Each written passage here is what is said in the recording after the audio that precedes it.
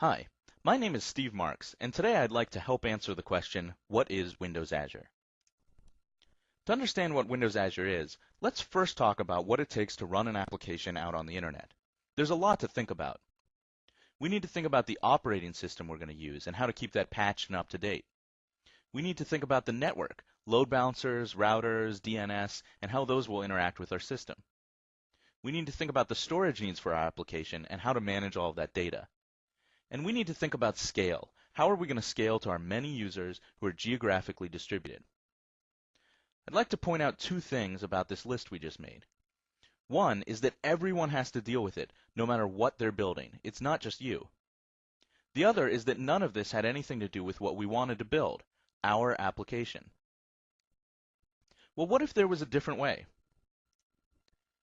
What if there was something that would take care of all those other things for us?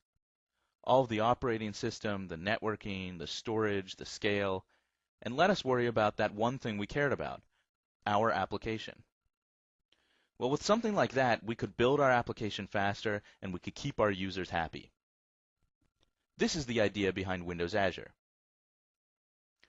Windows Azure is Microsoft's cloud computing platform.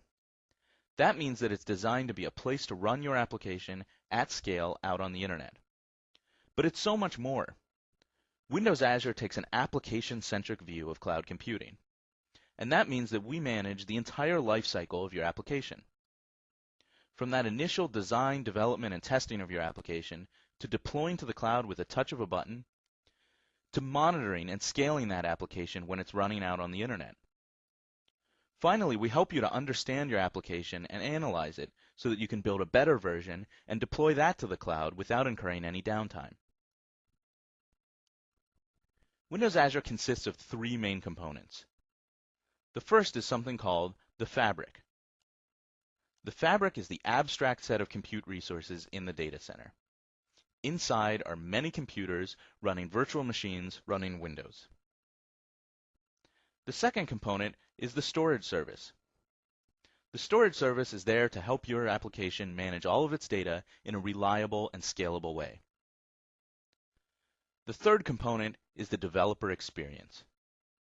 We package all of this, the Fabric, the storage, all of the APIs in the cloud. We add some integration with Visual Studio, and we deliver it to you in the form of an SDK that you can download for free and run on your desktop. This means you can develop and test your application locally before you deploy to the cloud. Let's finish up by talking about scale. If you're like most application owners, you're hoping that your application scales like this. Notice that this is your peak.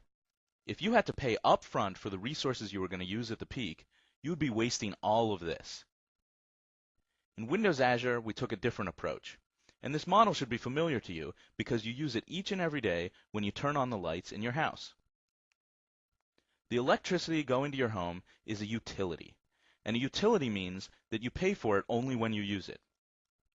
When you turn on the electricity, you start paying, and as soon as you turn it off, you stop. If we apply that same notion to the computing resources in our data centers, we arrive at the Windows Azure model, a utility model where you pay for only what you need and only when you use it. With that model, you can stop worrying about where your peak is, you can stop paying for things up front, and you can save a lot of money.